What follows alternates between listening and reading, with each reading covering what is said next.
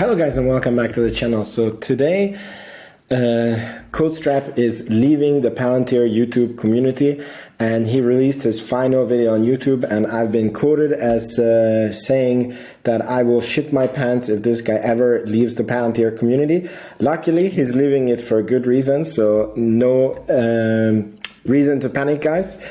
I want to watch his last video, react to it, and then give you my thoughts and look a bit into the future. And all I ask for you is, if you like this video, please make sure you hit the like and subscribe button if you haven't done it yet. So let's begin. Handoff process from AI, identifying target. You have to decide when a human's involved, when a human's not involved. You have to see the pedigree of the data. This is exactly the way every large institution works. Every large institution in the world is going to have functions that can be run by AI, functions that can't be run by AI. They need a taxonomy of where the data went, how it went. So if you're in a hospital, for example, there are things that only a doctor should decide. But then there are lots and lots of things that an algorithm can decide. But when something, how do you decide who decided what, under what conditions, and verify that the doctor only decided what he's allowed to decide? So decisions of life and death.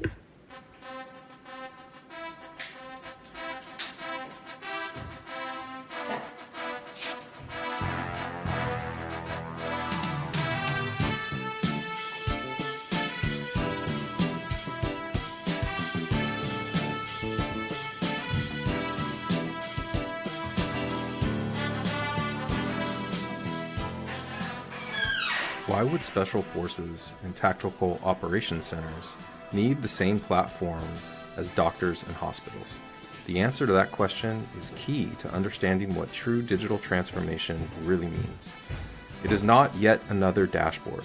True digital transformation requires intelligence augmentation that cultivates the human capital of your organization by incorporating the enhanced abilities of machines. This symbiotic relationship between machines and humans allows AI to continually monitor data streams to surface signal data, which triggers workflow execution bound by the rules of the system.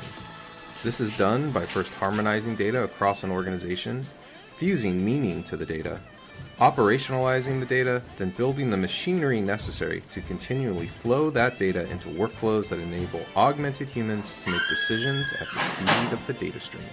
Examples include inventory rebalancing, invoice processing, fraud detection, threat and intrusion detection, customer acquisition, patient diagnosis and treatment, and yes, tactical operations. This belief in Palantir's technology, combined with our shared vision of the future of software, has led me to take a new position at the premier worldwide Palantir consultancy. This organization will put me at the nexus of everything from mergers and acquisitions to hospital operating systems.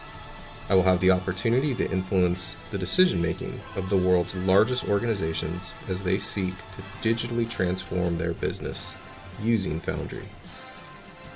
And that company is PwC.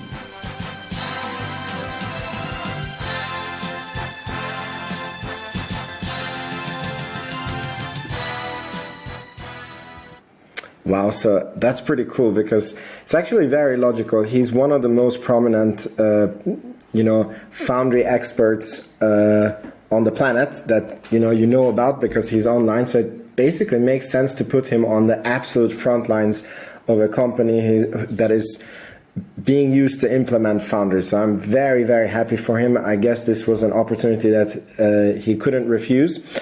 And yeah, let's go more into it and then my thoughts.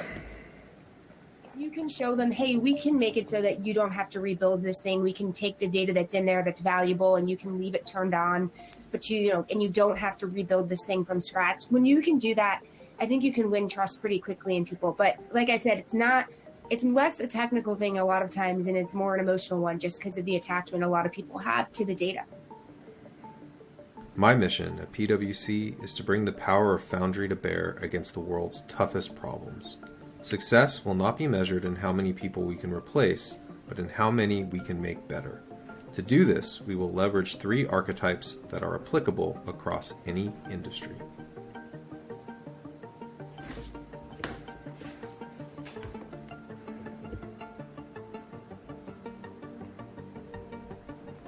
The first archetype is signaling. Using Foundry's advanced alerting and monitoring capabilities, we will surface signal data that can alert human operators and sync external systems. Use cases include LTV modeling, anomaly detection, preventative maintenance, and threat and intrusion detection. The second archetype is augmented operations. Using Foundry's advanced workflow automation and ontology system, we will construct state machines from transaction data. When combined with Foundry machinery, ML objectives, and rules, we can implement logic and remediation strategies and simulate what-if scenarios. Use cases include invoice processing, inventory rebalancing, and distribution optimization.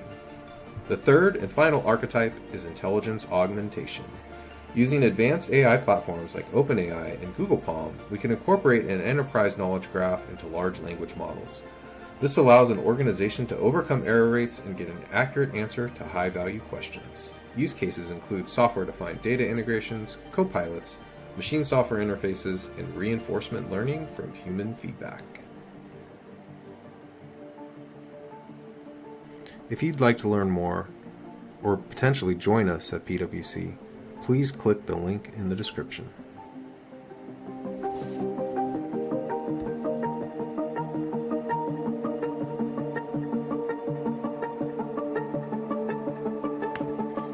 This quote is insane. The transformative potential of software, which we have been building for 2 decades, is only in the earliest stages of revealing itself. Alex Karp. So I'm really, really happy for him. He has been the Sandy Monroe of the Palantir community, and he is really, really going to be missed. I would have a total different understanding of Palantir had he not been around on YouTube and given his ducks and bunny, as he said, explanations of what it actually does, how it actually works, his understanding of how it can be used, and I think that this was priceless. We don't have anybody else like him in the Palantir community. And this will create a big hole. On the other hand, it is a very, very bullish sign that he was working at a company where they didn't end up using Palantir. They went with Snowflake instead while he was advocating for Palantir, and he believed in the mission so much that he got offered the job. This is my take on the cycle. I don't know if this is true. Maybe if Codestrap, if you're watching, you can correct me. But he believed on the mission so much that he went instead with another company where he can use this immense power of Foundry to actually solve the biggest problems of the biggest companies. And this is very, very exciting. I'm very, very happy for him.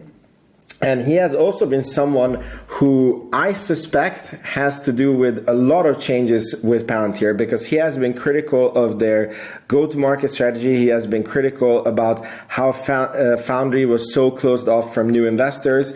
And I don't have a confirmation. Again, he can correct me if I'm wrong in the comment section, but I do believe that his criticism and his ideas and his explanation made Palantir folks open up Palantir. You can go and learn Palantir now openly on the web. You can, try it out.